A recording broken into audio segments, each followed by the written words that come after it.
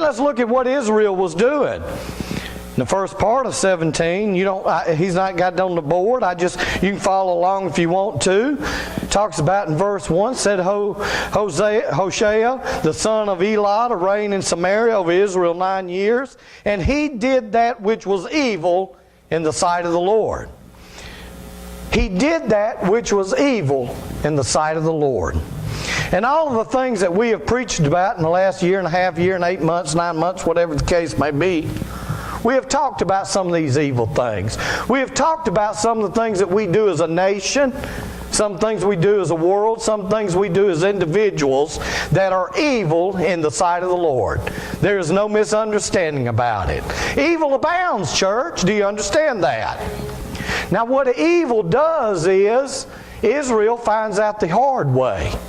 When evil surrounded Israel, instead of Israel fighting back and pushing back, they absorbed evil. And they started absorbing the same way of the pagans. And that's what we'll do if we're not careful. See, that's why it's very imperative that you know your enemy. That you can spot the enemy when they're coming to you. You can say, yeah, I remember that this was coming.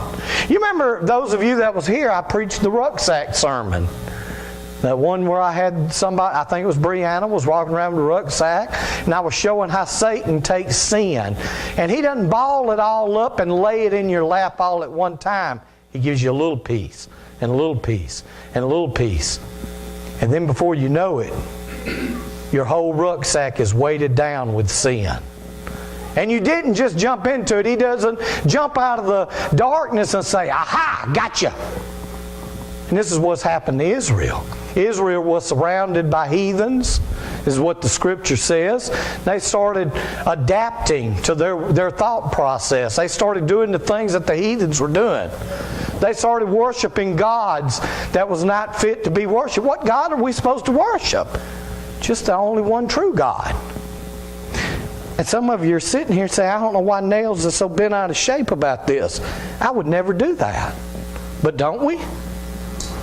Oh, what's the biggest God? This is my God. I didn't need God to make this. God didn't go out and work 40 hours. God didn't go out there and do it. God didn't take care of it. God didn't go punch that. That's a lie. Everything you've got is because of God. We make this a God. Amy's holding up a cell phone. That turns into a God. When we can't part from that cell phone, when we're worshiping that cell phone, when everything that's on it is becoming more important to us than God Himself. We've talked about it before. You can turn fishing into your God. Entertainment into your God. Well, it won't hurt for me to just go one time.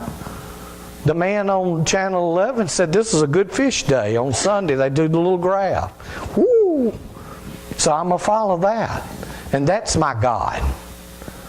And then one of the worst gods we can do is self.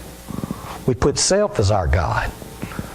See, now society is trying to teach us that we're little demigods. We're little baby gods.